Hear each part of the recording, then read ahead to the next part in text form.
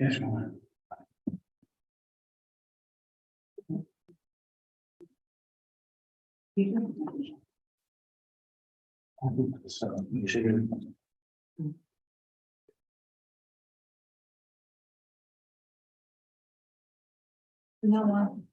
Just to let you all know we are now live. Hello, good evening and welcome to Weymouth Town Council Licensing and Planning. I'd like to thank all the members of the public for being here and Mr. Tansey, who's going to speak on Newton's Code for us. We'll get underway with item 1, which is apologies for absence. No apologies.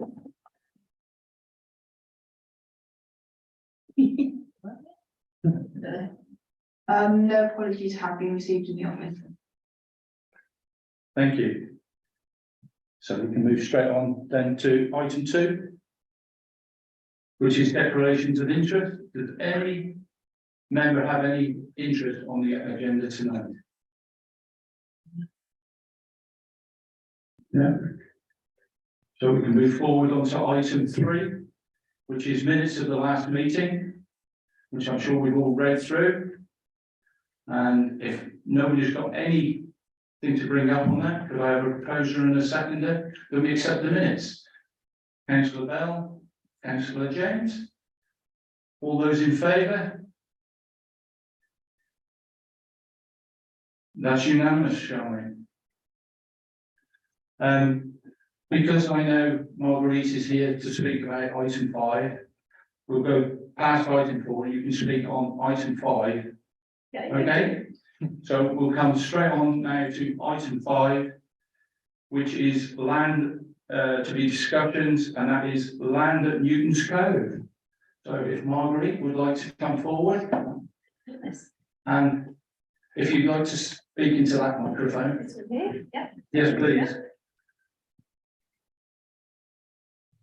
Well, I've just been informed that I have the wrong pictures because I couldn't find any others on the. I sit down. Yes, Does that make it easier? Is that okay? Yeah. I appear to have the wrong pictures. However, I think the principle is still the same. We know that Weymouth is lovely. That's why we choose to live here. We know Weymouth is lovely, and that's why we choose to live here in the first place.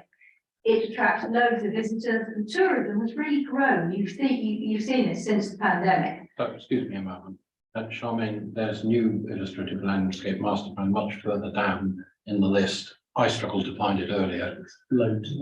Well, I've got the ones at the 16th of the 3rd. I've got the aerial shot I was going to refer to, and the picture underneath, which was supposed to be an eye level one. Yeah, so further down. Keep going. And all afternoon, and obviously failed. There we go. Great. So where would I find the new version of these, or are they not there? Chairman, can I? Yes. I've just spoken to the chap side. I've got your name, Mr. Tarzi. Apparently they have submitted an amendment, which means the ones that were on display last week have gone off the site, and the new ones are waiting for approval. So we have no plans to refer to, which is going to make this a very interesting meeting. I'll go with the pictures I've got. Okay, there's an aerial shot, which one of my neighbours gave me in beautiful Technicolor. And if you looked at that, you'd say there is absolutely nothing wrong with this proposal. And I would completely agree with you. This development sits below and subservient to the cliff, and it looks quite nice. However, the one underneath it, the eye level one, which I can only do in black and white, is much higher, and I believe Mr. Tansey says that it's a floor lower, but at the moment I drew a straight line across it, and there's the cliff. Well, it's way, way above the cliff. Even with one floor missing, or 2 floors missing even, it would still be above the cliff. And the cliff starts at Newton's Cove end, where the old development was, and it's at its highest point on the Underground Walk. It then goes lower and lower and lower. But the buildings don't go lower and lower. There are some townhouses, but right at the very end, where everybody walks, there is an enormous office block, which I understand is now going to be 4 stories high, and not on the lump of concrete that it's on this piece of paper, But even so, it will stick right up. That walk has been used more and more and more by people, not just locals, by tourists as well, and they really enjoy it. They're not going to enjoy walking through this concrete monstrosity. It's overbearing and it's not pleasant, and I don't think it fits the Jurassic Trust to voice their concerns, etc. Please, and I know there's somebody here now from the developer, could we not just have the measurements of the actual cliff and the measurements of what they think the height will be, and we can see where it comes to. I don't know why this is so complicated. So I get they've taken stuff down, and I'm sure Luke's been instrumental in that. But apart from that, it's a site of special scientific interest. There are loads of badgers living down there. Supposedly eelgrass, seahorses. Have they really done a proper study of that? I wonder what's going to be disrupted. It's seahorses, isn't it? It is seahorses, I'm sure it is. So no, there is eelgrass. There's eelgrass there. Yeah. So that's a concern. Then we've got the people of Weymouth. What is this bringing to the town for the people of Weymouth? As far as I can see, diddly squat. Where is the affordable housing? Are they offering people who've lived here all their lives a chance to buy a house at a reduced price, perhaps? I don't know. I don't think so. These will all be people who want to use it as a holiday home, use it for investment purposes. It's not going to solve Weymouth's housing issue, and for me, that's a big problem. And following on from that, the traffic and the pollution down on Boot Hill is not going to be improved any by this development, being even as big as it is. Anyway, thank you for listening. Thank you very much, Margaret. This is Mr. Tansey from Pegasus Group. If any member would like questions, away you go. Shall I just perhaps explain where we stand at the moment? Apologies for any confusion with websites, and like everyone, I find it frustrating when you're trying to navigate council websites. And so there are two websites in existence. There is the developers website, which was for the consultation purposes, and that is being rebuilt. And I apologise if it's not live at the moment. I've told the developer he has to make it live. We are nowhere near going to committee. I've spoken to the planning officer today. We thought we were going to committee in July, and we're not going to committee in July. The council website is beyond my control, and everything we've submitted to Dorset Council, the last set of really detailed amended plans, accompanied by all the evidence, went to Dorset Council in June 2022. And they should all be on the council website. I've been on the council website and I viewed them all. Now I apologise, there are lots and lots of plans and lots of accompanying reports. But that response in June 22 was our response in relation to a lot of objections and representations that had come from people like yourselves. You commented in March 22 when we saw you last time.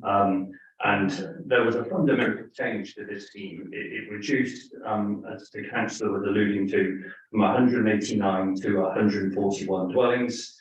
So 48 dwellings were lost from the scheme, and that was all effectively, very simply put, if one story came off the whole scheme. So the original scheme was between 5 and 7 stories, and the revised scheme is between 4 and 6 stories. And the office block is 4 stories. There is a reason why it's on a concrete platform, and I will explain that in a minute. Because the reason we're here, and a year into negotiations, we have been in literally 12 months negotiations with the Environment Agency. And I will explain that to you. But in terms of the height of the residential element of the scheme, that is 6 stories at its highest. And then as it comes down to what I call the apex, the pinnacle, it drops down to 4 stories. So it goes 6, 5, 4. And the reason that visually it's meant to reflect the kind of way in which the cliff drops. It's everything, despite what the lady has told you, I can assure you all the cliffs being surveyed, the cliff height is accurate. We have an outline application which is in tantamount to detail other than landscaping. So everything's been verified with verified views, and the reduction from 4 to 6 stories means everything sits in terms of the 2-dimensional view, and that's very hard because none of us can look at this 2-dimensionally. If you look at this 2-dimensionally, we sit below the cliff line. So if you're on top of the cliff and you walk to the park, you will look across the top. Yes, there will be buildings in front of you, but in terms of your eyesight, if you're looking horizontally, you will look across the top. So that's what happens to the residential and the build height. The parking was 257 spaces, and that dropped to 239. So that was a reduction of 18 spaces and a reduction of 48 flats. The reason we had to reduce some of the parking is there was quite a lot of concern expressed regarding the greening of this scheme from the Dorset County Council landscape officer, who will continue to oppose this because he looks at this in a very narrow form. It's what is the landscape impact? This scheme will have a landscape impact on the Jurassic Coast. You cannot develop this site without having an impact. But they wanted us to green up the site, so large elements of the site were greened and landscaping was introduced, and that became at the request of some parking spaces. Those, obviously we lost 18 spaces, but we lost 48 flats, so the ratio got better, but we did lose some parking. And the care home, that went down from 65 beds to 60 beds. And the sole reason that lost 5 beds is that it was only indicatively, we haven't got an operator, we've got lots of people who want the care home, we haven't got an operator signed up. We had to lose elements of the ground floor to dedicate that to kind of communal restaurant recreation use. So we lost some bedrooms. So that in summary, that was the fundamental change to the scheme, and that was all in June 22. Obviously, what you have to bear in mind is this application has come in, it's been bought by a developer who's a pool-based developer. He sat before you before, a chap called James Dean. He owns the site, he's paying interest on the site every month. And he bought it following 3 failed attempts to develop this site. There's got 3 planning permissions, none of which were viable, none of which they're just sat there as pieces of paper, look great on paper, but it couldn't be delivered. And that was in 2003, 2008, and 2016. And we're now in 2023. So, this site's been neglected and empty now for over 20 years. Let me go back to the Environment Agency. The Environment Agency are incredibly precautionary in terms of what they will now allow on this site. 23 years later, we have climate change hitting us, sea levels rising, so we have to accommodate the unlikely event of what may happen in 200 years' time with sea levels rising. That has resulted in obviously making sure the ground floor finished floor level for the residential accommodation is set at a certain level. No bedrooms on the ground floor, so you can't, the ground floor will be set up, so it won't be a true ground floor, as the lady said, it will be set up on the plinth. But more importantly, we have now costed, and it's all been costed, it's all in the viability appraisal, £2.4 million worth of works, which is 1.5 million towards rock armour. That's strengthening the rock armour 10 metres out to sea, all the way in front. So you put basically huge great boulders and you strengthen that, and that's about 1.5 million worth of works there. And then £930,000 of heightening the seawall. And even in extreme storm conditions, if waves hit the rock armour and the rock armour don't stop the waves coming over and the waves go over the seawall, we then have to introduce drainage measures to make sure the water flows straight back through the seawall, which you've done. So that's all been costed. And that's all been put into the viability appraisal. And on the 19th of June, literally a week ago, on Monday night, I was sent an email from the planning officer, Matthew Haynes at Dorset, saying the Environment Agency have now withdrawn their objection. And that is what has taken a year of negotiations. I think they've withdrawn their objection. That is still subject to more detailed design and mitigation being proven, so that even when the first phase of development is put in, you have to do the whole of the flood defence works. Affordable housing, I haven't got good news for you. The valuation officer have agreed it with us that there will be nil affordable, subject to a £45,000 contribution, because that's the shortfall when you carry out the residual calculation, and that is principally due to the fact that flood defence works have taken precedent over provision of affordable housing. Could you just say the amount again? £45,000. It's a offside contribution, but it's effectively nil. It was that close in terms of what the residual calculation was. As we stand at the moment, and the developer can offer affordable housing if he wants to, but at the moment, the Valuation Office, which is the government's agency who are acting for Dorset Council, have looked at the cost and value generated in this scheme and said it is so marginal, doesn't have to provide affordable housing. We have agreement with the Highways Authority. That was a letter sent on the 13th of December 2022. That's on the government, that's on Dorset's website, saying that the traffic impact is agreed, given the measures that are being put in place in relation to mitigation and the travel plan. And I will come on to explain to you what the heads of terms of the Section 106 agreement are, because we have agreed those with Dorset Council. So that's the position on highways. Natural England, Jurassic Coast, they both looked.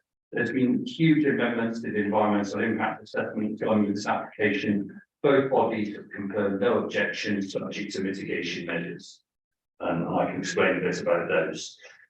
So we get on to the Section 106 head of terms. You have to remember the Section 106 agreement will not be signed before this goes to the planning committee. The Section 106 terms, which will go into the officer's report, are agreed. And apart from the £45,000 contribution, it's the provision of a waterfront pedestrian cycle route, which runs all the way down from the top of the sets, comes down in front of the flat, all the way down to the kind of building on the pinnacle, round the bottom, comes through to where it meets the back gardens of the 8 townhouses, and it then cuts in, and there's a circular route back along the bottom of the cliffs. So that what was seen as essential was the waterfront element of that public pedestrian stroke cycle route, and that has been provided to make sure it's wide enough to accommodate pedestrians and cyclists. The provision of public toilets, a public toilet building and changing rooms as you come down into the site on the right hand side, because that will facilitate a stepped public access into the water for open water swimming. You can't obviously do that when you come south of the Breakwater, because you then get into the waters which are too controversial in relation to the Breakwater and the ministry, the existing marine operation on the end of the Breakwater. So I'm talking north on up by as you come into the introductory site. You've got a travel plan, which is obviously a travel plan. Our measures put in place to. And I say this, because we all know we like a car and we like to drive. So, but measures put in place to encourage people to use public transport and to incentivise that as far as possible. But importantly, there will be one parking space per flat. So if anyone is buying a house here or flat here, primarily, whether that's as an investment or second home, none of us can control that. And that's market forces, I'm afraid. Then they would have a parking space that is demised to their flat.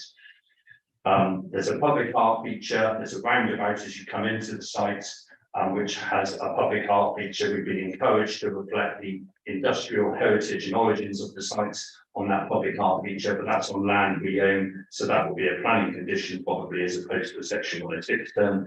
And then interpretation boards in relation to the wildlife importance of the site, which obviously sits at the bottom of the list.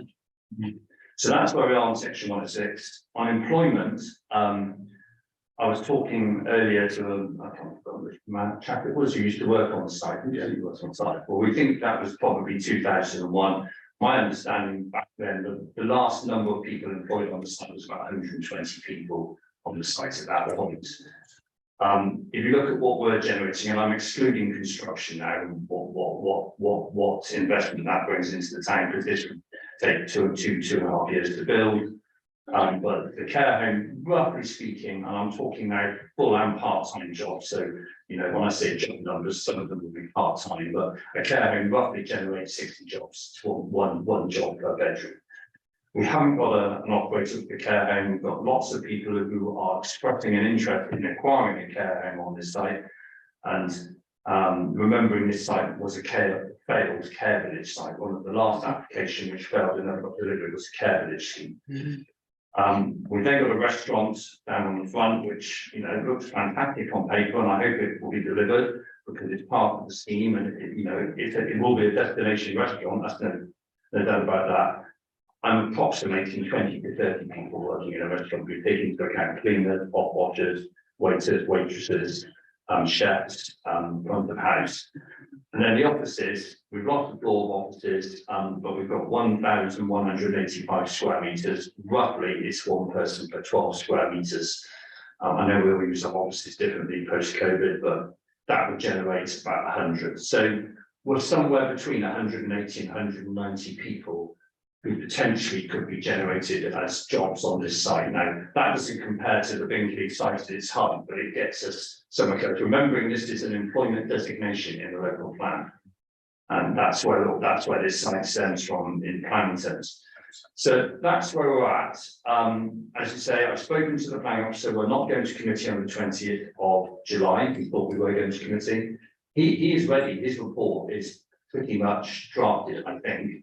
But he has to get that, it goes through an approval process within Dorset Council, it has to get signed off, and then it gets in the queue, because there's a big queue of applications waiting to go to the planning committee. The likely date we've been told is the 7th of September, because there was no committee in August due to the holidays.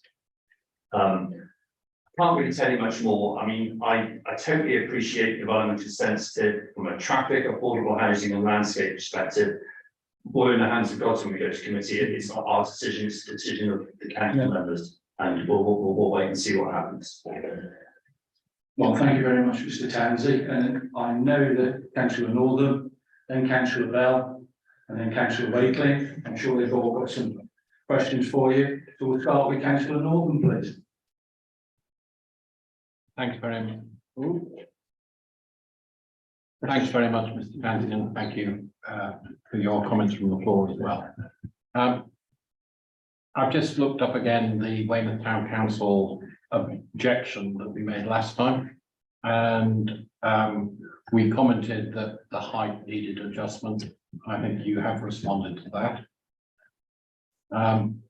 We also rejected this proposal on the grounds of flood risk, and you've talked a bit about that, and I confess I haven't looked at the details of that, and I trust Dorset Council will. More importantly, we objected that we believe that the site, because it's such a major development site, should provide something for the community and the 35% affordable homes. And at that time, there was no money being offered, and I don't really count 40k as anything that will make any difference to affordable homes. So I'm very disappointed in that, and I think that remains a reason why I will have difficulty in supporting this application. I would ask a question, and the question I'd ask is whether you have actually talked to Dorset Council about engaging one of the housing associations, because there is still money available, and a number of the housing associations have partnerships with the government to deliver affordable homes and still short of sites. So that's a question I can answer at the moment. The other aspect we commented on was the care home. And my concern was, I remember there were some comments from the care support team at Dorset Council about whether this was actually creating new employment or just relocating existing employment that's currently in Weymouth. And I think that remains a question, because what we're after is additional employment, not just moving people around the town. The Way 9 actual local plan calls for community development, and it's not clear. You've mentioned a few things, but in a way, they're things which make your scheme more attractive for the residents as well as for the community. So what's really being put in place for the community isn't significant. The number of jobs, if you discount the care home, I think there's still a question there. The last bit we commented on was a support. The Countryside Ranger had made a request for Section 106 monies for the restoration of the Underbarn footpath, which was referred to, I think, earlier. You made no mention of that. So could I ask, particularly, if you could respond on the question that I asked around what attempt have you made to provide some affordable homes? Yeah, I mean, since you last met, obviously the viability has been revisited as soon as we had confirmation of what the cost was associated with the flood defence works. The developer and I have been doing this for too long. I've been doing it for 35 years, and we know we run a risk of refusing the planning permission on no affordable housing. That's where most teams in front of Michael Gove at the moment are on that very issue. And we'll be no different to anyone else, but you know, the reality will strike that this could be another failed planning application. If we accept a planning permission which requires the delivery of something which we can't afford, it will simply sit there again and nothing will happen. So we're far too sensible to realise, one, we're putting that application at risk, and it's a political risk because the councillors, we know politically will want affordable housing. We will have to make a decision, despite what the viability appraisals have concluded, as to whether or not we make an offer of affordable housing. And we haven't decided that. That will be something that's done in the lead up to planning committee. It's not my choice, it's the developer's choice. So we are very aware of registered providers and housing associations who are active in Weymouth. The trouble is when you start putting them onto a scheme like this, unless you give them a decent amount of affordable housing, they become a nightmare to manage. You've got a handful of affordable units down there, and a lot of them get put off by pepper potting or putting a few there because they want a decent lump, so that it's worth managing and worth running. But it's a decision we'll have to make. And you know, as I say, it puts the scheme at risk when it goes to committee. I can't say more. That's the reality of it. I'm the planning consultant, and I've looked at the viability and explained to you why the affordable housing is not there. It's a shame. Right, thank you very much. May I just respond? Yeah. Thank you. So it did occur to me that you're pitching, it seems to me that you're pitching this to the retirement affordable, the retirement home, the holiday home, rather than residential home. And if the value that you can generate with that enables us to deliver affordable homes, I don't have an objection to that. But I think what I'd ask is if you can look at creating even higher priced properties, a small number, in order to justify your affordable homes. So a shift in your scheme, because at the moment I'm wondering, apart from the view, which is stupendous, what is it that you're really offering that makes this place special? It's a very good question. Since we last met, what's happened? There's two things happened to the property market. Prices have stabilised, the values have stabilised, and actually in the last 4 weeks since interest rates have gone up, they're actually going down. So the value of this scheme is dropping, and the construction cost is just rising and rising and rising, because post-COVID and the Ukraine war, the cost of materials has escalated. So this scheme might not even happen anyway. I mean, that's how marginal and viable this scheme is becoming because of the abnormal costs associated with delivering it. And those abnormal costs I've explained to you, the 2.4 million, it's in the viability appraisal, which is on the council's website, relates to sea defence work to the Environment Agency. That's the reality. And I can't even promise to sit here that this scheme will be delivered. Thank you very much for your answers. It's been helpful. I think, to me, I see that building now is very difficult, and I fully appreciate that. But once it's built upon, you can't unbuild it. And it is a valuable site that's within that assets for Weymouth. I can't deny this will be attractive to the second home and investment market, given its location and its view. That market forces to work in people. Councillor Bell. Well, I think Councillor Northern covered an awful lot there. But my main thoughts were, I grew up on that side of town. I remember this being spoken about in 2003. I think it needs to be developed. I like the idea of the development there. But there were sort of three things I wanted to ask. I'm still not entirely clear of the height difference between the building and the cliff line. So if you've got figures for that, that would be good. Second point, you said in the unlikely event of sort of flooding increase, I think was what you were saying. Well, to my mind, climate change isn't stopping anytime soon. So what is the request you've had in terms of factoring in sea level rise? Is, I've studied a lot, so I'm interested to see what they've said to you.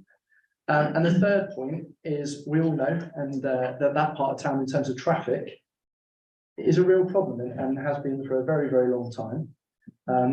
We've got ongoing arguments at the moment about the cruise ship traffic coming down there. So every single bit of additional traffic there has to be accounted for, because it's not a through route. You know, everything's got to turn around, everything's got to manoeuvre, everything's got to get out again. So what is happening to mitigate that?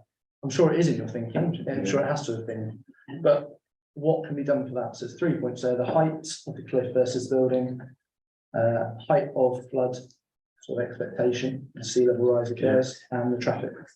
I'll deal with all three very quickly. As I indicated, this site will not be developed without impact on traffic, on the cliff, or flood defence. Yeah. It's gonna have an impact, otherwise it's gonna stay there. Height difference, I can't give you exact figures.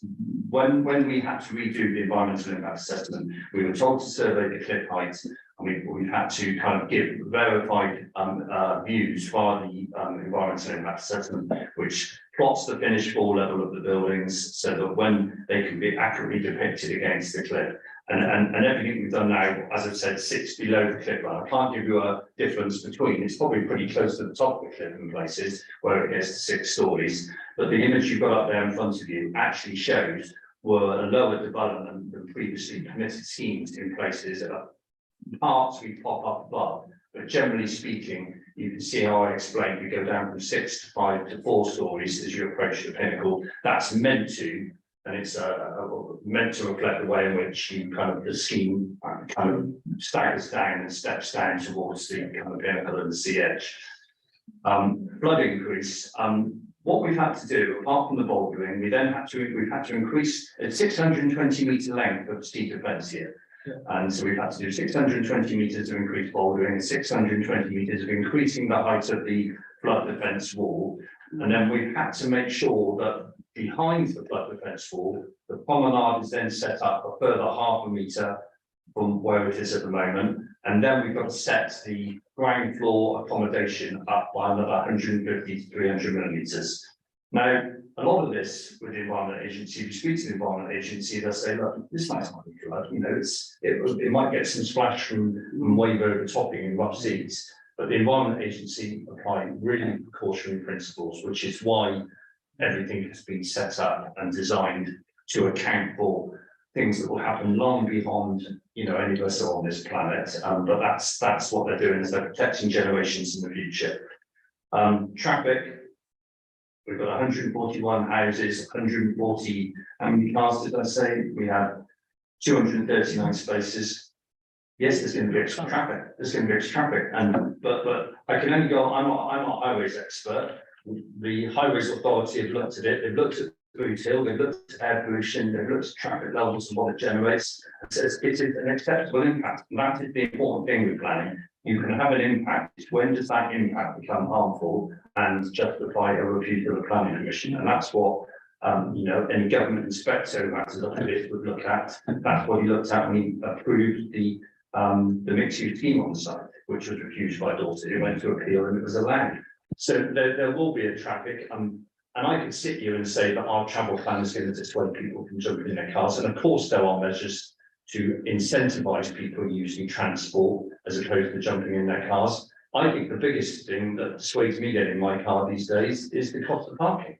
And if you get in your car and come to town, you know, puts me off and I'll walk a mile as opposed to getting in my car. And I would hope people living here and going into Weymouth for the night would walk. Well, you can't force people. People will have their own personal choice. Yeah, you can come back. Very brief. Thank you for clarifying that. Just to be clear, I want to see this developed. I think it looks magnificent. I just think it's really clear for local people that we've got figures that are requested that seem to me should be quite easy to give in terms of definitive heights. Because people are interested. People want to see right done by their town. But I think overall it looks magnificent. Right. Thank you. Councillor Wakeling. Thank you, Chairman. Thank you for coming today. I'm glad you laid down this plan. Anyone else on the laptops, I believe there were these plans were loaded on the 16th of March this year. Maybe the latest one. So if you can see the dashed lines, there's a beige greeny one, which is the cliff, which is the hardest one to see. The pink one is the interesting one. That is the currently approved scheme. So that is what there is already permission for on the site, the pinky one. But we don't want that anyway. The blue one is what the first application 189 was that has been reduced, and then what you can actually see in houses is what it's been reduced to. And I do thank the applicant because the difference between the blue line and what we're now discussing is significant.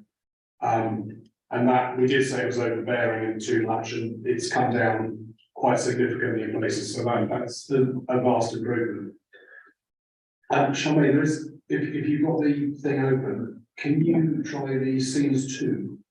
Indicative scenes, see scenes 2, maybe. Can't be unlucky to see the same one twice. No, this is the other one. So this is looking from within Portland Harbour. In particular, you can see the office block on the left, which is that this, Charmaine is highlighting it. And you can see the sort of, this is the lowest point on the walk, and the walk does dip behind that office block. So there is a small area. Overall, I think mostly the building is now below the cliff. If we're going to construct some comments, I really would like to see some heights in meters specified on these plans. If they, as we all know, a story of a building can be anywhere between 3.5 and 6 meters, depending on how generous you are with your headspace.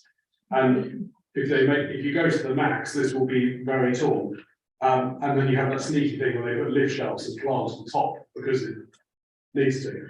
So I think we'd like to see a figure above sea level is the maximum for each building on there. This concrete slab, I understand the flood risk, you cannot put bedrooms on the ground floor anymore, or not just here in quite a lot of ways. We just have to accept that is the future at the moment.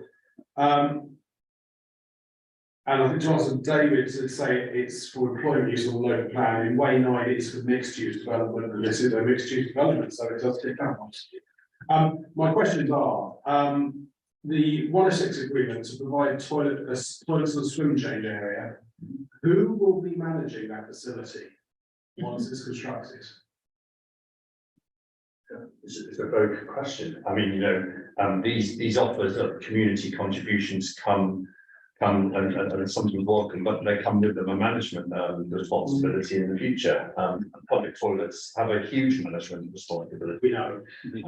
So I mean, it's there as part of the application. The section 106 will have to set down a management responsibility and means by which who takes that on. But typically, it could either be held by the developer, and the service charges on the flats pay for it, so that effectively it becomes managed privately. It gets passed over to the town council, and the town council might say thanks, but no thanks, or it goes to the local authority. We'll say thanks, but no thanks. Yeah. Which that clarifies that we don't know what's going on there, which I think is a concern for us. The 45K section 106. That is going to the local authority, is it? Yes, it's basically when you've done the residual valuation, which has been agreed, that is the deficit, and so it's minuscule, and it's almost embarrassing to offer. I agree, because but that's the figure. What can you do for So what you do with 45,000, you can't provide that one fourth. If I could sort of speak to the committee then, Chair, as the applicant has alluded to more than once now, this could quite easily go to appeal with the Secretary of State. There have been significant concessions from where we were a year ago, particularly building height, which was one of our biggest concerns. It is a much less imposing development. The reduction of 48 flats will make a significant reduction in traffic issues which were flagged.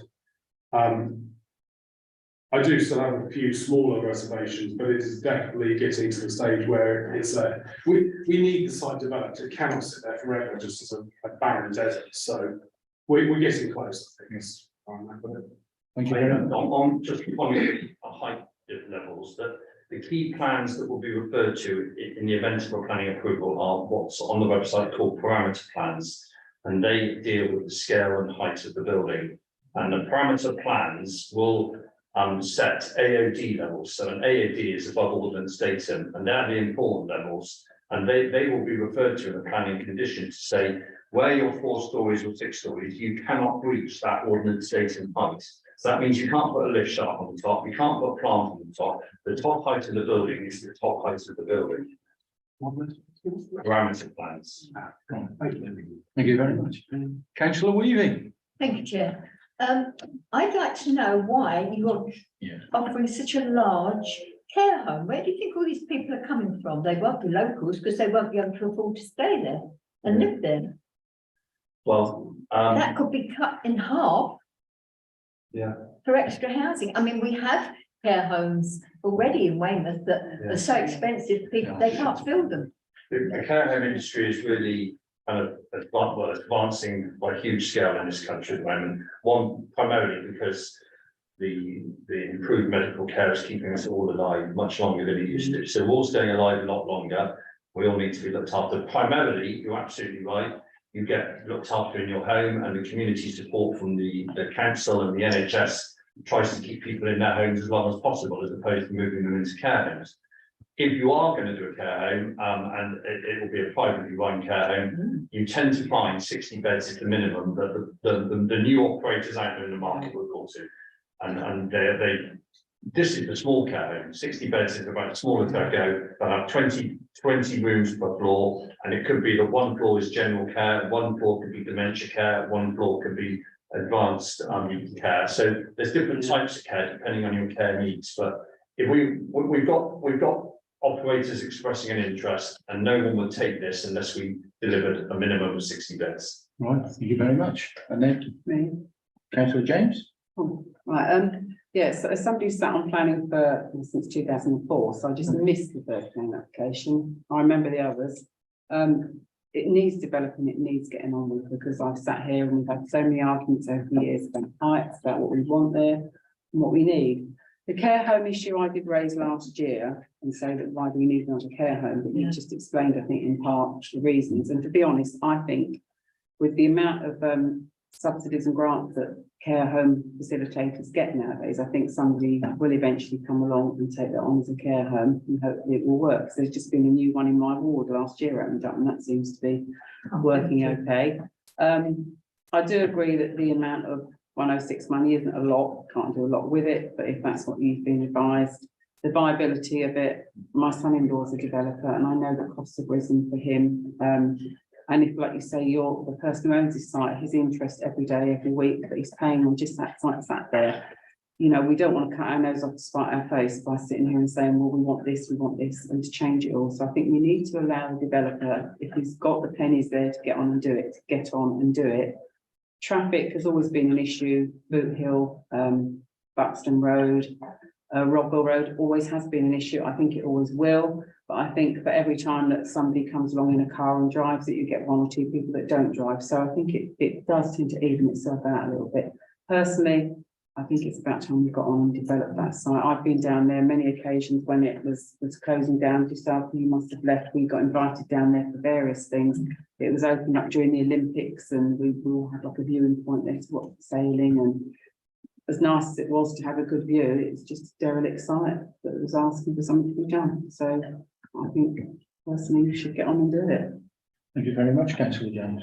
Councillor Young. Right, most of my concerns have been voiced already, principally that it was too high before, but the developers addressed that, it's dropped. I think it's quite a visually appealing site there.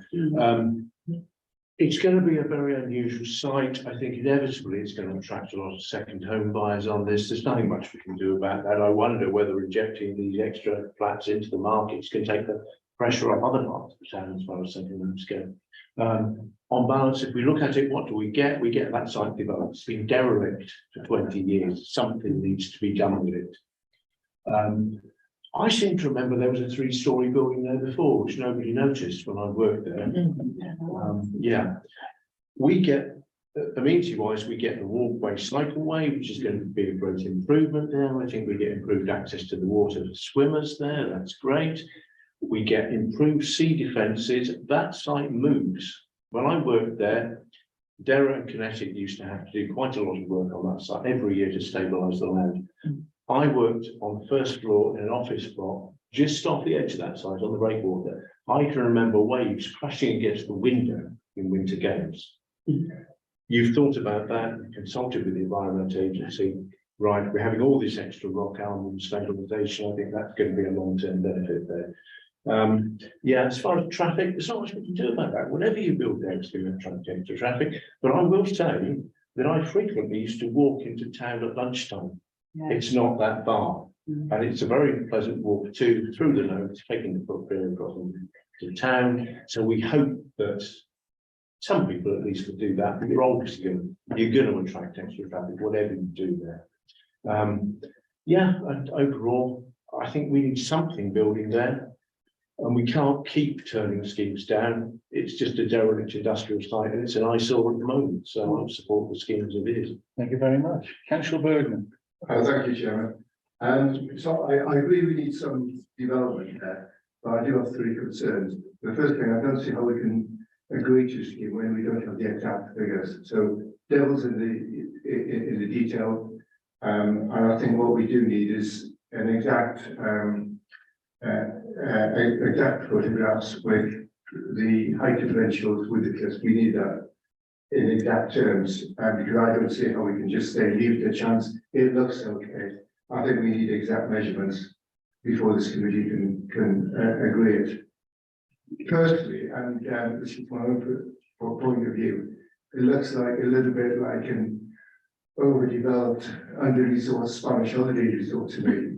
And without criticising Spain, and I would have liked to see a more sympathetic development. I think Councillor Northern made a good point where if we reduced the footprint of the development, up the prices a bit, and then gave a little bit more to the local economy or to provide affordable homes elsewhere in Weymouth, that would sit a lot better with me. Second homes don't get anything for Weymouth because they're hardly ever used. You know, for me, second homes is no. You know, the second homes where I live actually never hardly ever lived in. So there might be concerns. The key thing is, I think we need the detail before we can approve anything. Just dealing with those very briefly, exactly what I'll do is I'll speak to the architects tomorrow, I'll look at the premises plans and I will get some simplified plans over to you which give you the differential between cliff top and building height so that you can see those, and I'll get that sorted tomorrow. I don't take offence to Spanish holiday resort comments, you know, that's all about architecture and design, and we've all got different tastes. You know, the architects have designed this, and some people will like the modern contemporary look, others won't. Second home, I mean, the product that's delivered here will be good, it will be nice. It's very, very difficult to predict market forces at the moment and what people are planning. At the moment, no one's borrowing any money at all, it's too expensive. So, you know, we have to, luckily we have a planning commission which would last for 3 years, and as with every development at the moment, and I've got my own developments, you mentioned your son's got his own developments, you're very, very careful about timing and bringing a product to the market, because you want to make sure you can try and time it so that you get best value for what you're building. But that's the risk a developer takes, and this developer is going to take a huge risk when he tries to deliver this. Just come back on one point on the Chairman. I think what would be appropriate. So I've sat in this committee only for 3 years, not like Christian, you sat in for a lot longer than me. But we've never really agreed anything unless we've got exact measurements. And I think we need that security. So I would suggest that you come back, and thank you for your comments, by the way, that we come back with exact measurements to the committee, particularly if Dorset Council want make a decision and so on. One thing I would explain to that happens is we all aspire to live in a nice home. We've all got different amounts of money, so we all can afford different homes. But what happens with developments like this? It's because it's at the top end of the market. There will be people in Weymouth who will say, you know what, I'd love a flat there and I'd like to live there. So they can afford to, so they aspire to move to it and move in, and that frees up their house, which someone else moves into. That's what happens with the housing market when they like it. So I think a lot of people would have an aspirational desire to live here, and hopefully it just be a second home market. All right, thank you. Last speaker on this. Hang on, David. Last speaker on this, because he's got to go back to London. Yeah. Again, coming back to community and the 45K offset for not doing affordable homes, you'll be making section 106 contributions to pay for those things you've described. Will you also be making community infrastructure levy contributions? Yes. Because that could be quite significant if you work it out. Yeah, it also operates SIL, that one was. Yeah. Yeah, so the SIL comes on top of that to deal with education, healthcare, you know, kind of public transport infrastructure. So the SIL money will be millions on top of what we're talking about through the section 106 terms. And if there were a principal residency criteria in place, would your scheme be viable? Really what? So there would be a restriction on it, so that you have to move, if you have to. You have to live in it. Well, it would severely curtail the amount of interest. I have no doubt. I say I'm trying to predict it like you, but I'm sure there will be a lot of people who will look at it. Well, whatever my opinion or whatever your opinion is on the second home market, there is no requirement in Weymouth at the moment. We're not in a national park. We're not in an area. So we're not in an area where you could reasonably curtail or restrict this development to primary residences. It's not an enforceable and fair means of doing so. We shall see through the neighbourhood plan, Yes. but that's for the future. Thank you very much. When did you say this is going to go to Dorset Council again? There's me. I'll give you my best guess. I'm speaking to the planning officer, 7th September. So we've got another planning in between then and now. So we could defer our decision. Yeah. To the next planning application, when hopefully more information. I've got Helen Lake's details. Yeah. So. I'll speak to this and I'll get it. I'm happy to propose that, if, you're willing to provide us with actual heights for each block, maximum heights, and that would really, I think, help us, give us some reassurance. As to the impact of it. Yes. So, yeah. On Dorset Council's website, it's still saying that, comments are only open to the 7th of July.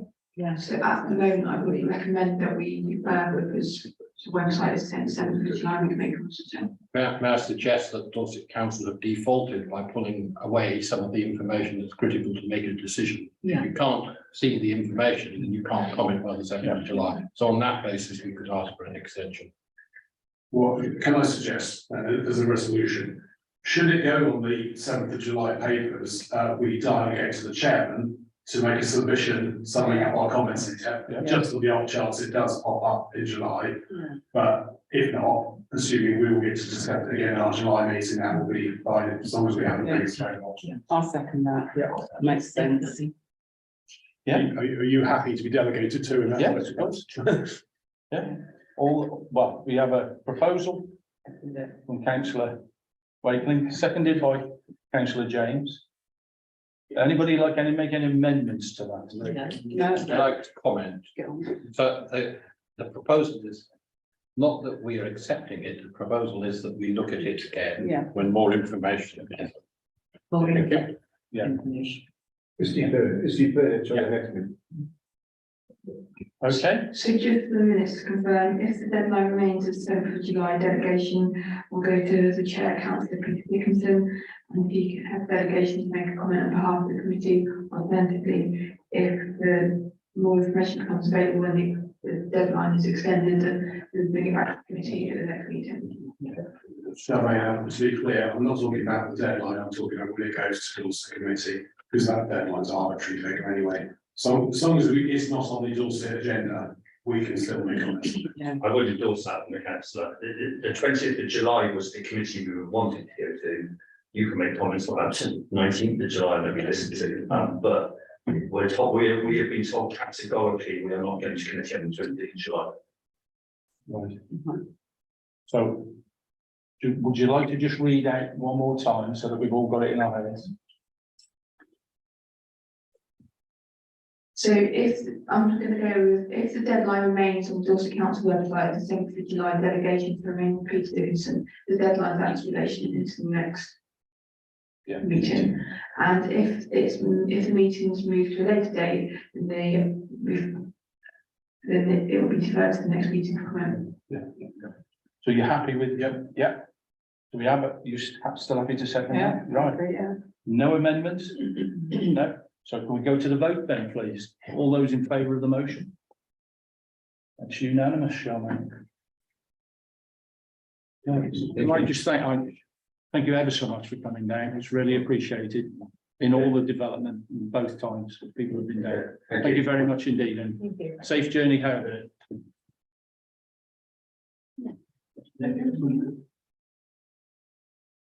You're all very welcome to stay to see the rest of the meeting. No, I thank you very much. But thank you ever so much for attending. Right, still on item 5. We now move on to the phases 2 and 4 of Curtis Field.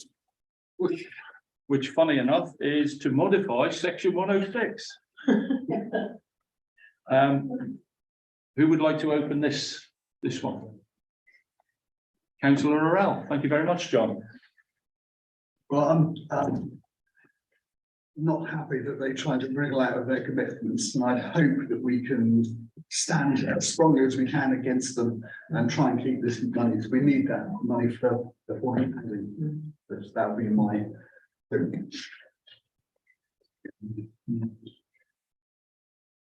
Would anybody else like to? Yeah, Councillor Northern. Thanks. Yeah, I think we must object to this. Yeah. It's against all our principles. I'm not quite sure.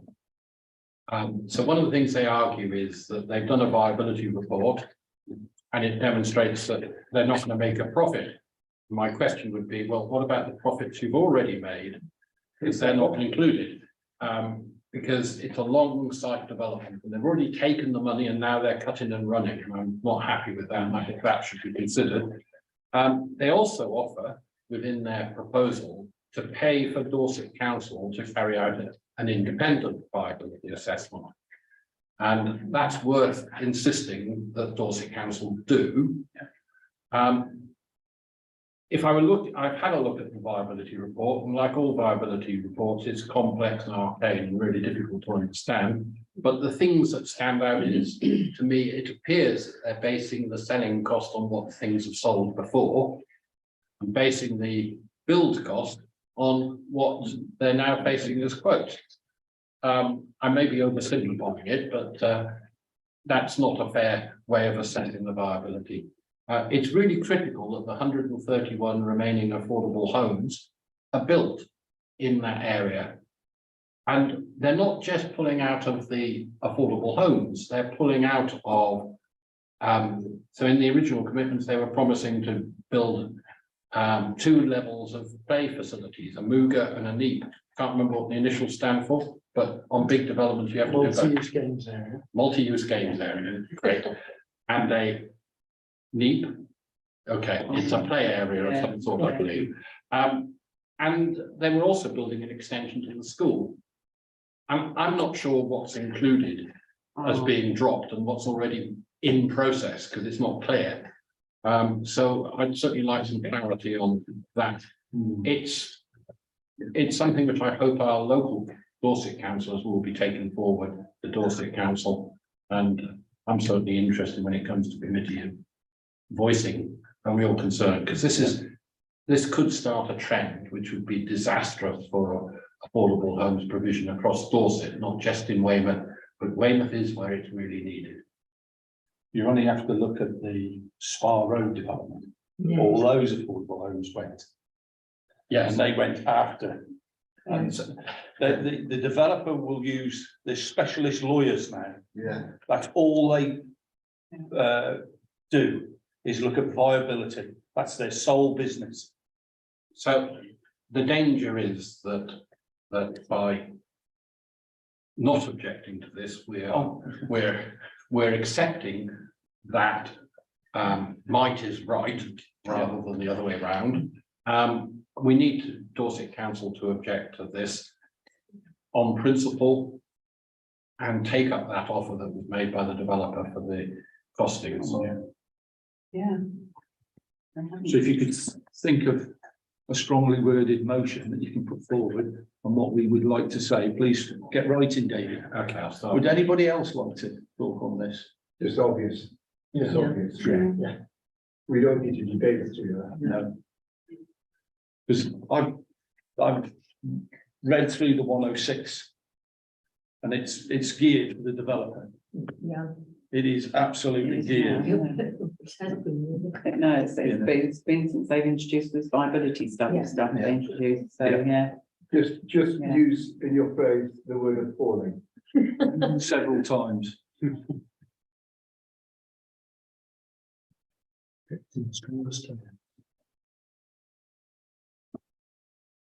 Still going. Yeah. Yeah. Yeah. Take your time. And clarity. Sorry, were you waiting? No. Councillor Norton writing objection for the county's rules. We're waiting for your presentation, that you're supposed to be doing a presentation. Talking to my resident. I'm sure Norman's covered the points, to be honest. Yes, David has. If you don't mind. Oh, excuse me, my wife's bringing me. Right. Okay, how about this as a starter? Please, yeah. We object most strongly to the withdrawal of the section 106 commitments. Yeah, Dorset. To the section 106, withdrawal of the section 106 commitments.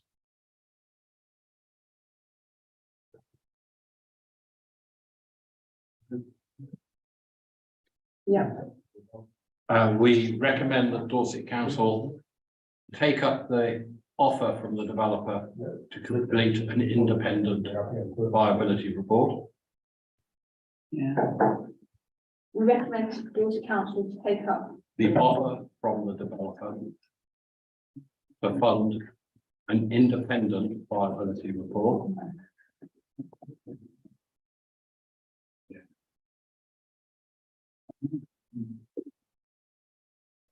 And we ask for clarity over what commitments remain in process and what are no longer going to be delivered.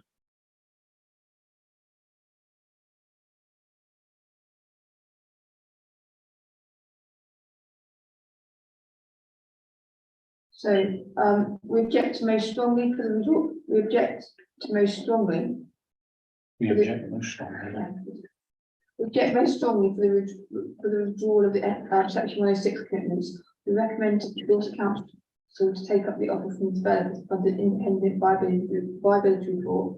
We ask for clarity over what commitments remain process. In process, so they've started building some stuff. Yeah. Are they going to abandon it? And what are no longer going to be delivered. Yeah. Right. So we have a proposal by councillor Northern. It's seconded by councillor Bell. Would anybody like to make any amendments to that, but no bad language, please? No, that's it. No, because this is happening all the time. Every development. It's how independent is independent. That's the bit Yeah. you've got to worry about. Well, Dorset Council will be commissioning it, even though the developer is funding it. Yeah, but it's who they commission it with. Yeah. So if we could go, there's no amendments, can we go to the vote, please? Hey? I don't know, right? Yeah. That's unanimous. Thank you. We can now move on to the applications that were received prior to agenda dispatch. Would any member like to talk on the planning applications on the received before we think to it? Councillor Northern. So I can't see the list, but I have a note on Manor Farm. Yeah. Littlemead, yeah. At Littlemead, and it's a significant development in a greenfield site outside the defined development boundary.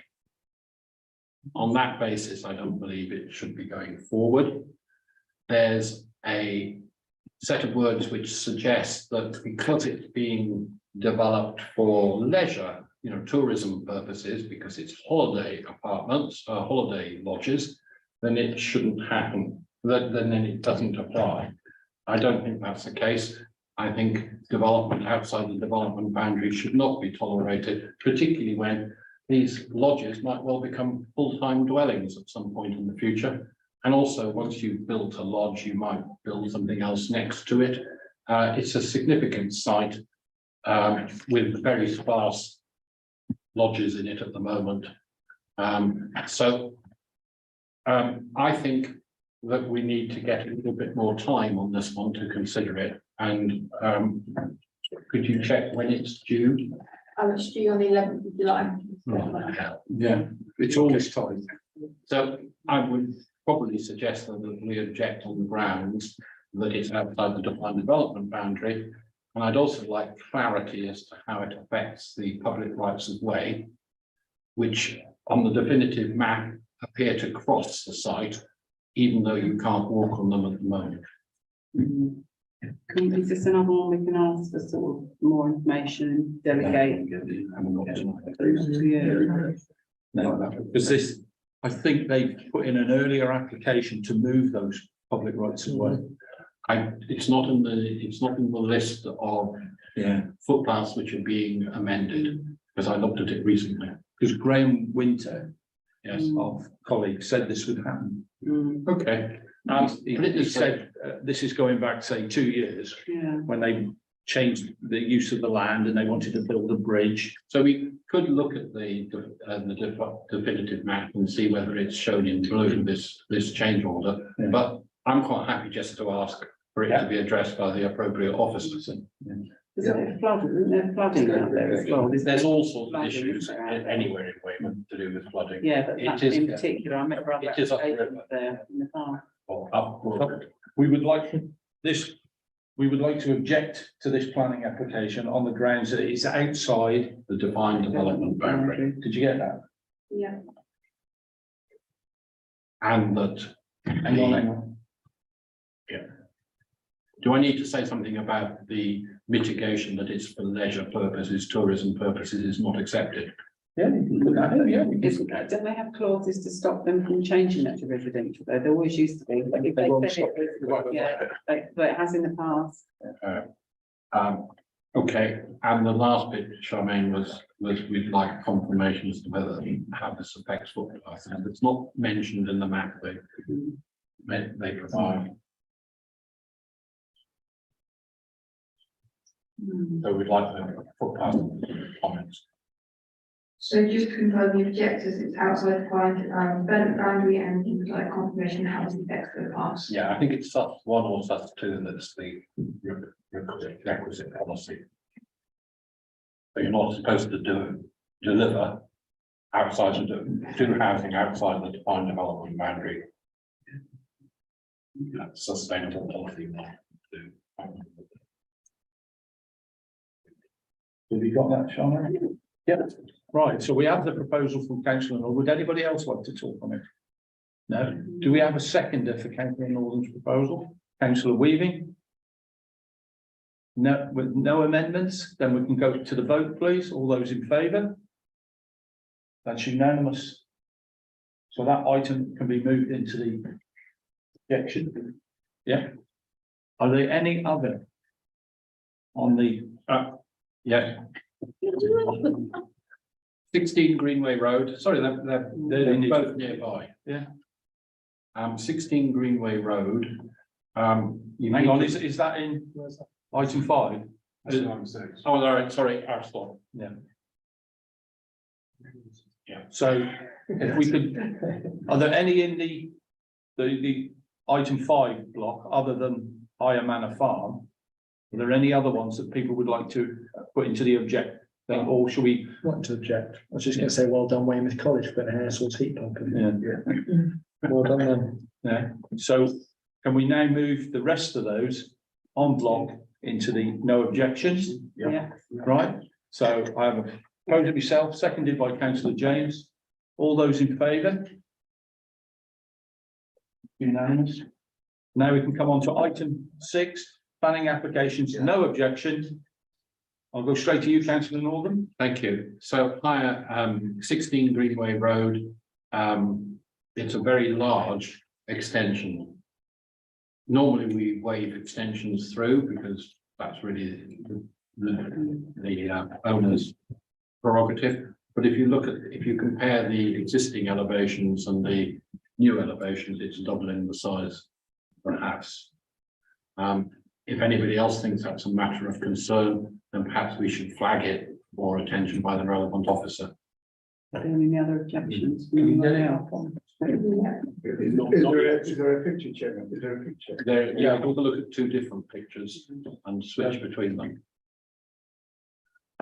Has there been any other objections like from neighbours or? Well, because it's relatively late, there aren't a lot of comments to see from neighbours. There are certainly adjacent neighbours who will be affected with overlooking and loss of light. It backs onto the 2 Mile Copse walk. Yeah. Is it in your ward, David? Yeah. I think I looked at the house next door once. Oh. I'm not certain. So you've got the existing elevations, which is that one. And then if you look, yeah, and then the proposed elevations, thank you. So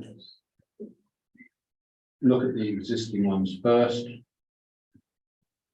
And if you, oh, that's the proposed one. So Yeah. the west elevation, there you are. So look at the north and south elevations and then switch to the other ones. So it backs onto like woodland anyway, doesn't it? And then the relief road But and railway line. You look at the size of those. With Can I ask, Sharon? Sharon? Yeah. David, so I'm looking at this, I'm understanding the footprint is actually identical, they're adding basically a 2-bedroom dormer. I haven't been able to judge whether there's actually an extension to the ground, to the ground floor effectively or not. Charmaine, are we able to have them 2 windows though? Can you drag it out of the start? I think it is. I do. Side by side. It just looks like a weird extension. If you just click there and drag down. So we're really Oh, you comparing the are. existing ground floor. Yeah. They're a slightly different scales. Now with a different window. That one. Yeah. So the west elevation looks Pretty much the same. same, I believe. It's slightly it's got a new roof. And if you scroll in the smaller window, if you scroll down a little, so the ground floor, the shape of the ground floor looks identical. They have made some internal changes. And it looks like it sticks up more on the top. But yeah, if you scroll across and that, no, sorry, there is no first floor on that one. The church at the top there, isn't it? But if you move the whole window to the side, you see there is now a first floor in the new. There's sort of 2 bedrooms on the first floor. Yeah. So there's no change to the actual footprint? I don't think, Not a significant change in comment. I think there's a slight extension to the wing.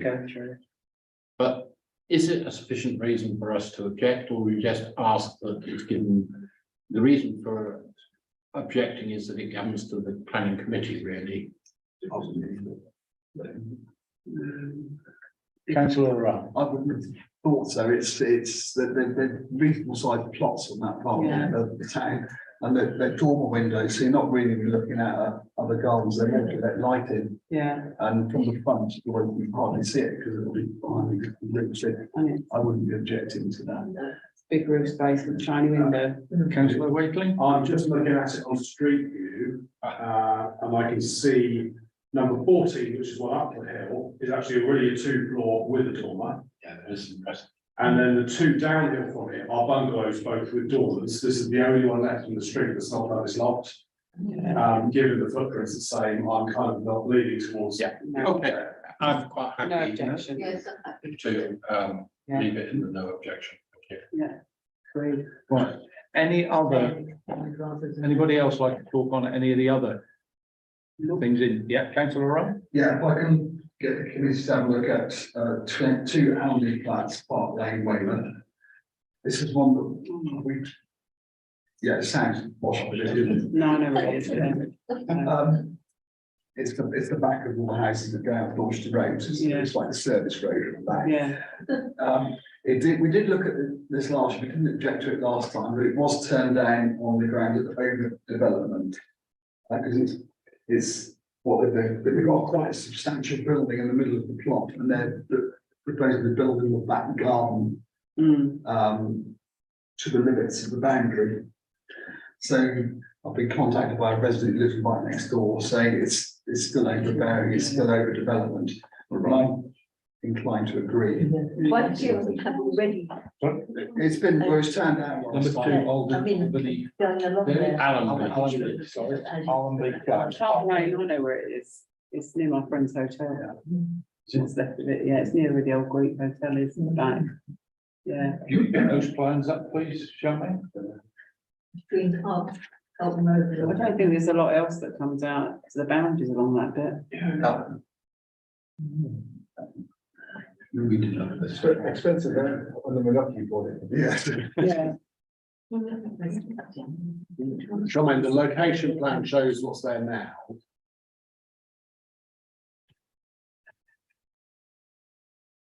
And as Christine says, no one else has yet built No. the back boundary.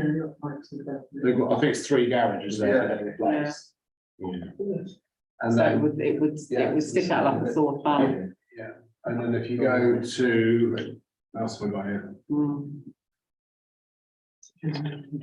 Proposed block plan, I loaded to see what they were doing. It's in the conservation.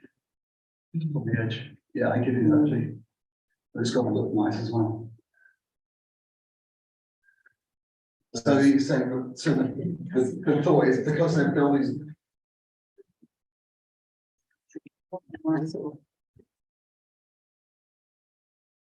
It's not a big road, it's more like a service road, so it's only one vehicle. One way. Parks, no one else can move.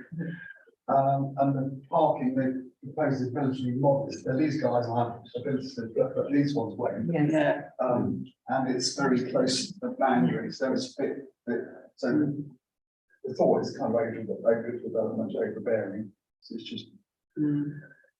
Really should be satisfied with having that big house in the middle of the plot, but there you go. John, can I ask, where do the Allenby flats currently park? Is that, they're gonna lose all their parking? Everything's all there, yeah, we park around the back here, it's kind of. So it's just gonna cause. So they're parked out. This isn't necessarily a district with a higher car ownership, though. Yeah, because it was a zone, one of the parking zones, and there were enough spaces, but Park Lane was not in the zone, I don't think, was it? They just parked outside. What would you like to? Well, I propose, Yeah, objection on the grounds of overdevelopment. Got that, Sean? Objection on the grounds of overdevelopment. overdevelopment. Just leave it at that. No.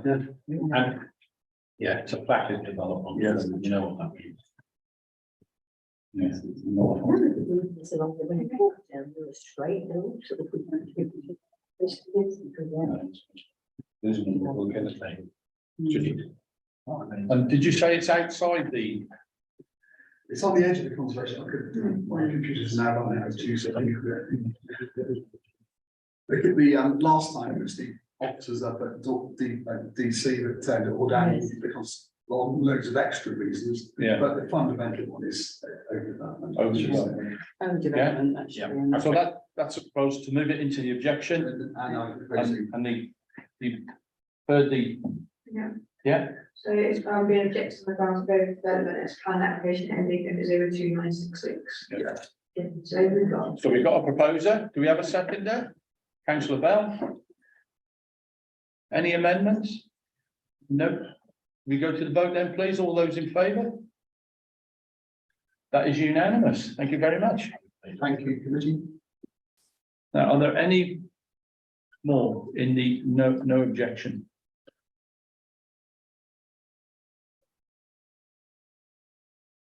Right then, if I could just propose that we now move the rest of, no, sorry.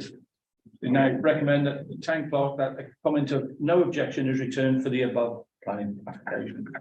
Agreed. Yeah, seconded by councillor James. All those in favour? And that is unanimous. Go on then. We now move on to item 7, planning applications responded to under delegated powers, and there are none. We now move to item 8, licensing enforcement appeals. Ocean Whispers premises license. This is I presume, a boat moored on the pontoon at Cove Row, Weymouth. Dorset Council has received an application for a new premises licence for the above. All applications must be received by no later than the 7th of July. And any objections must take into account the full licensing objectives, prevention of crime, etc. Would anybody like to speak on this? They want a license for their boat. It'd be for sale alcohol and that. Yeah. I think it's Councillor Wakeling. I'll speak on it very briefly. This is in my ward, Cove Row. I've read the application. They want to serve between daylight and 8 PM, a couple of cocktails to be in half store. Seems very civilised. They have all the correct things like challenge 25 policy in place. The only thing that slightly surprised me is I know in the licence act, you don't need a license to sell alcohol from a moving vehicle. So coaches, trains and boats can actually sell alcohol. But you've got to just run to people. It is a weird exemption, but yeah, they're not, there's an actual hole in the licence there. This one says permanently moored. Well, they say they take people on 6 months. tours. Yeah. No, that's, if it's moored up, they need to license it. As soon as they drop the mooring ropes, they don't. So that's why I also, Yeah, I don't really have an objection to it. Good luck to them. okay. The controls in place need to be very reasonable for it. I can't see a reason to change. Great. Civilised, civilised. Yeah. No objection? Yeah. We now move on to proposed upgrade to the radio base station on Chickwell Road.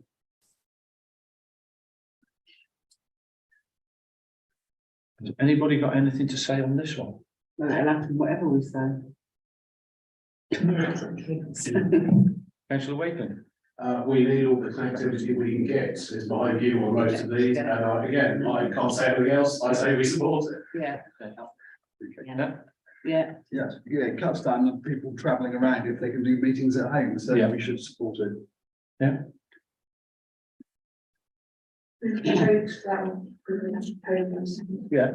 So we have a proposal from Councillor Wakeling that Weymouth Town Council support this application.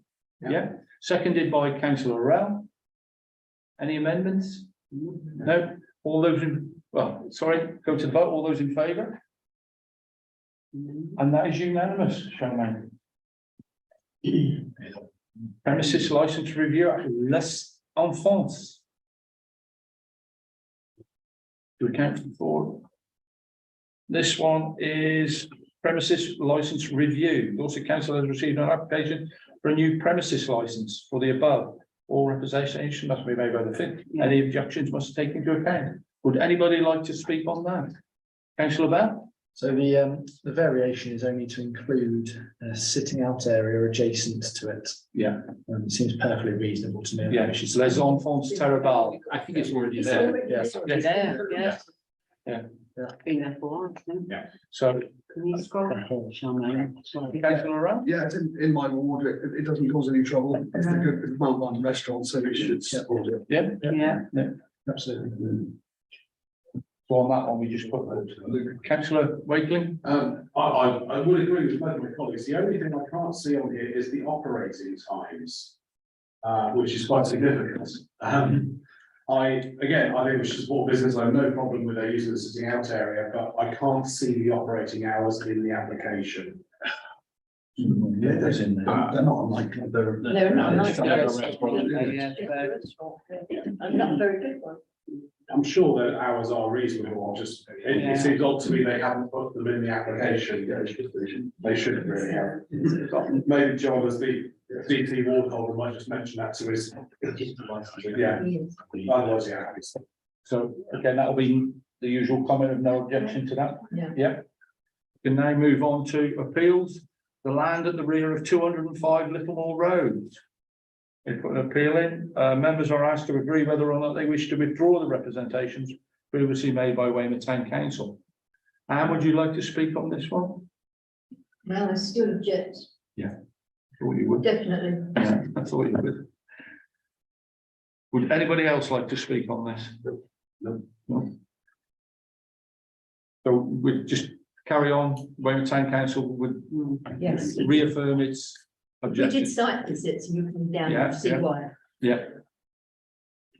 So have you got that? So yeah, I'm gonna keep the Yeah, proposed and second.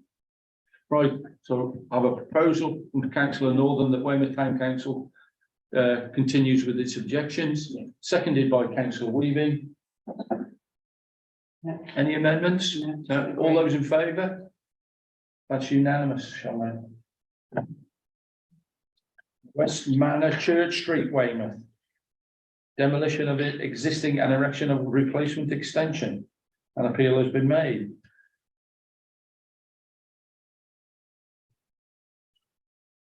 Recommendation is that members are asked to agree whether or not they wish to amend the previous no objection made by Weymouth Town Council. No. Anybody? Anything on this?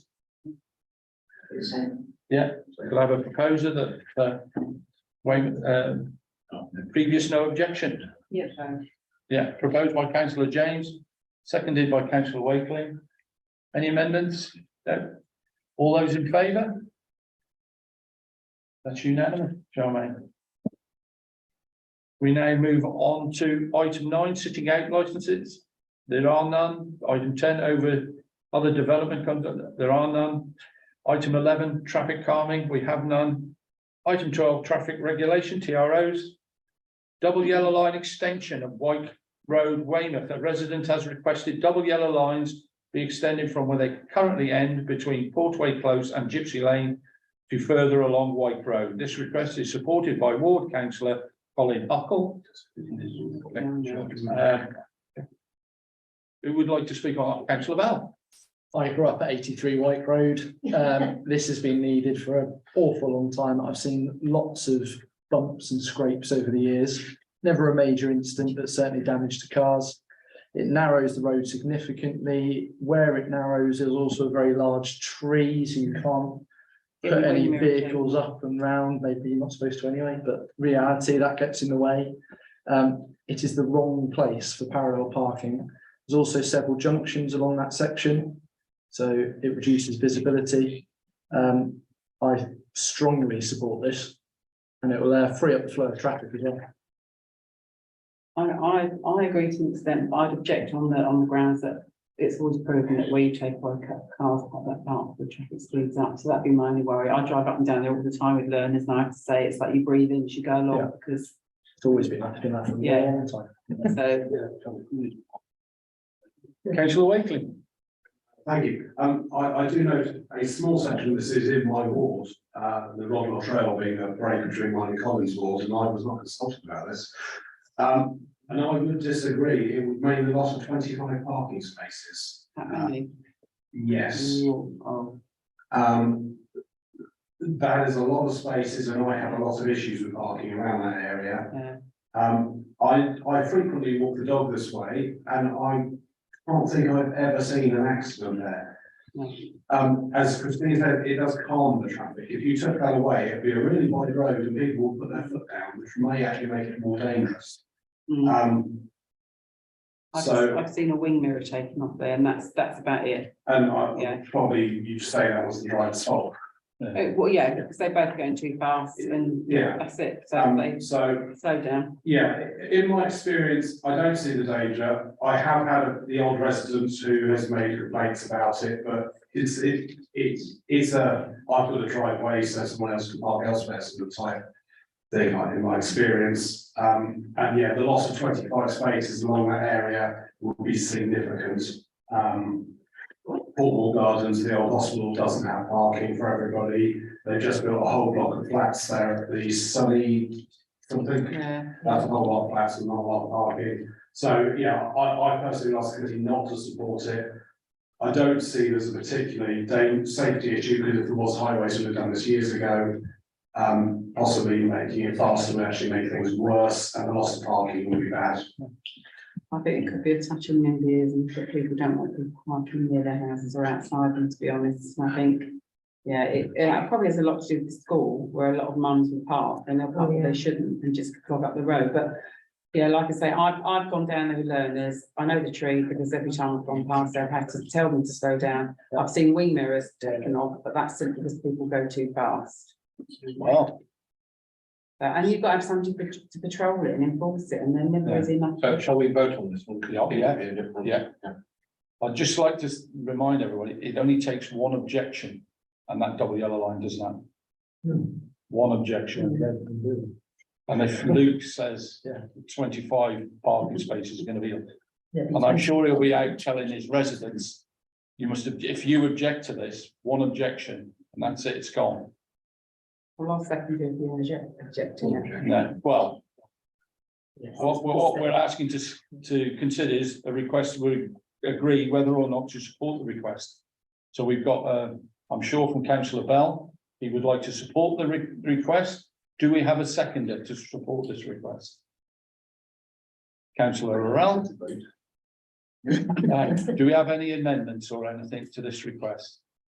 Well, can I amend it to reverse that? No. Right, so we have that we would agree that the double yellow line should go ahead. Councillor Bell, seconded by Councillor Ralph. All those in favour of the.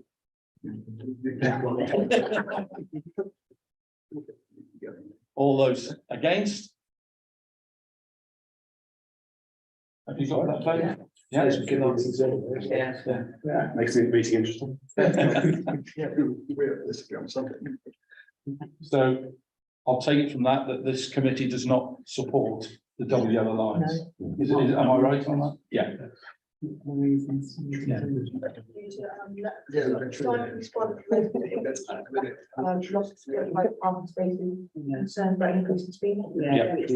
that's proven that will happen, so. We can now move on to item 13, which is information items. So this is mostly about trees. Yeah. Without knocking them down, I object again, most definitely. We leave the trees alone. Yes. These are applications usually to fell damaged trees or to prune. They're never used that residents want. Because they do. Yeah. Councillor Orell. On the trees, this is in response to a resident.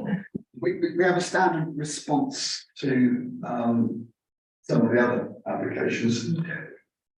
Proposal would have a standard response to this one, that is that whenever a tree is taken down, we note it, but we request that another tree is planted. Two planted, isn't it? Two are planted, particularly for street trees. It's very important for cooling urban environment and heat waves that there's trees.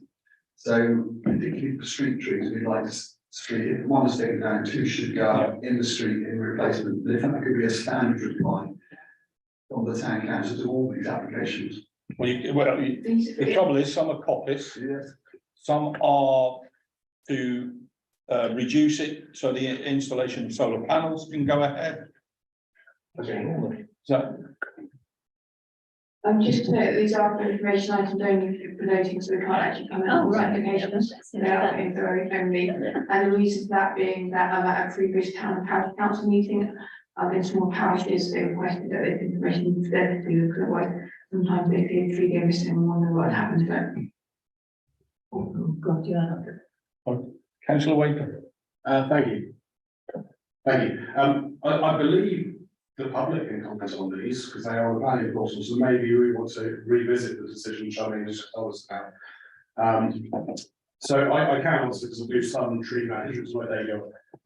Whether many of these things are to keep the trees healthy. If they're reducing the crown, it might be to allow solar to install, but it might just be because it's got hop heavy and they're worried about it failing. And the arborists, they go to college to learn how to look after them, the coppicing.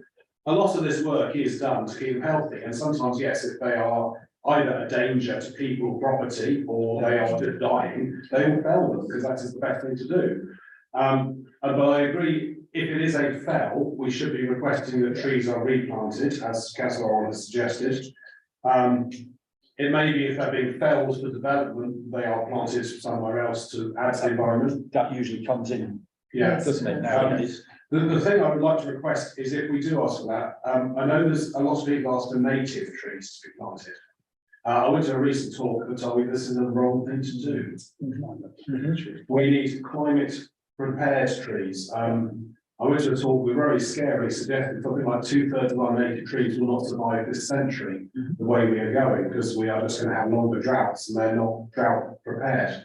And that will take thousands of years for them to evolve, and they won't do it. Well, what we should be looking is, the arborists know this, you can go to the maps, they're picking trees from places like Iran and Uzbekistan that have a warmer, drier climate, and those trees are going to survive in our climate in the future, so. Our arborist council. My suggestion is that we do, I don't know if it has to be a motion at a future meeting, that we have a standard response for these Charmaine, but that yes, we should ask for replanting, we should ask for climate prepared species to be planted in lieu of trees that are being removed.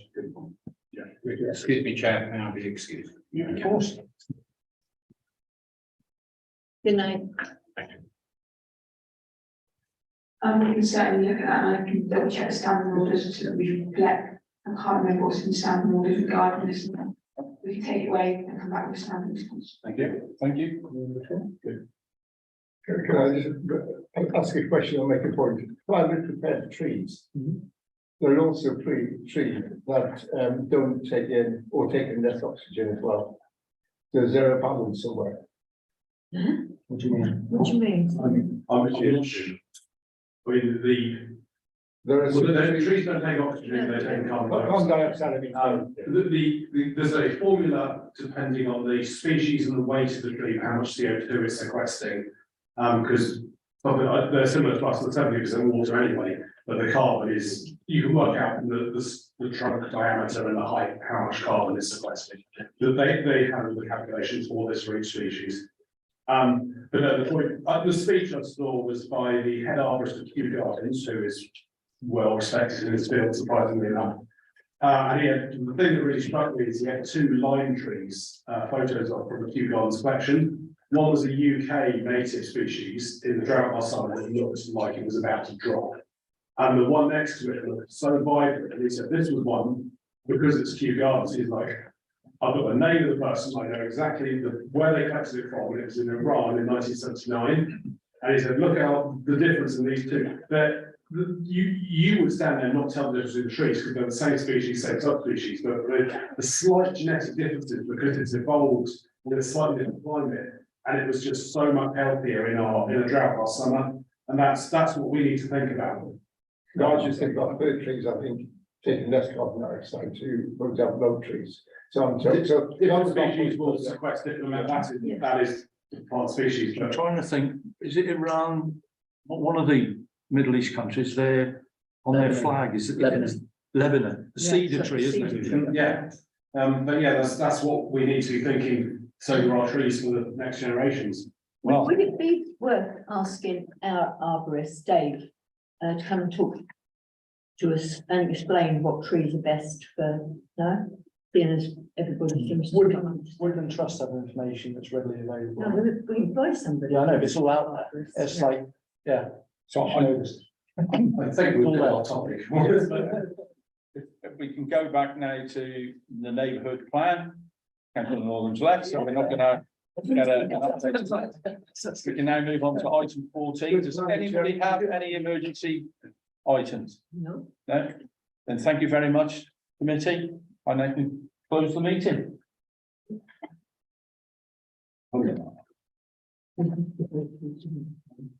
This is cool, booking. That was very cool. I think to be neighbour. That's very well.